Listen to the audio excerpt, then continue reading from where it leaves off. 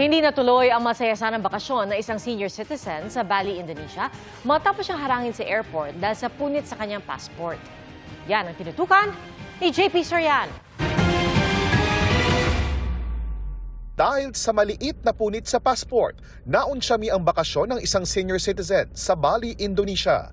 Kwento ng isang pasahero sa nag-viral na post na ito na ibinahagi sa GMA Integrated News. Pinuna ng ground crew sa check-in counter ang maliit daw na punit sa passport ng kanyang ama. Hindi raw nila ito napansin at mukhang normal wear and tear lang nila ito. Pinicturan daw ng ground staff ang passport at sinabing ipadadala sa immigration sa Bali.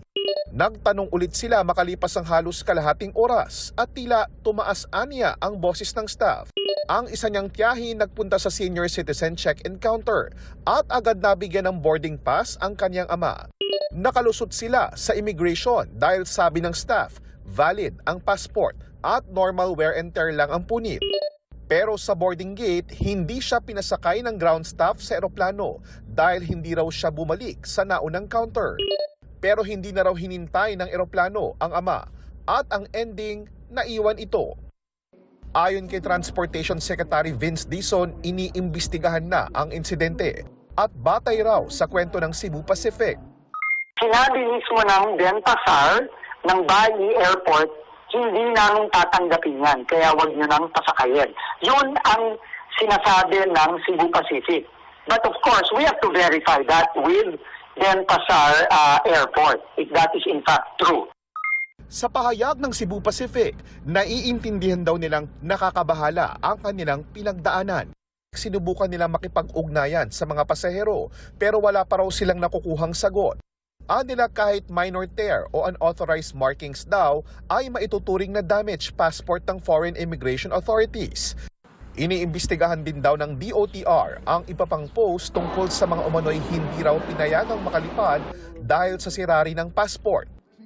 Do airlines have the authority to check travel documents like passports?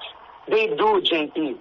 They need to comply with that clear instruction that they must in no way whatsoever cause any harm to the documents or tamper with the documents of the passengers in the exercise of their function. Ipinatawag na raw ng DOTR ang Cebu Pacific at iba pang airlines. Nais din nilang matiyak na hindi sinadya ang pagpunit o pagsira sa mga passports na inirereklamo sa social media. Kung meron tayong makitang gano'n, at sorry na lang, sanctions will be imposed on both the personnel and the airlines.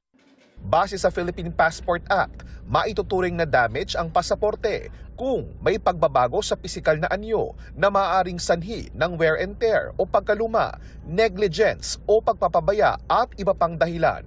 Paalala ng mga otoridad kung may sira ang passport agad itong papalitan sa DFA bago mag-schedule ng biyahe.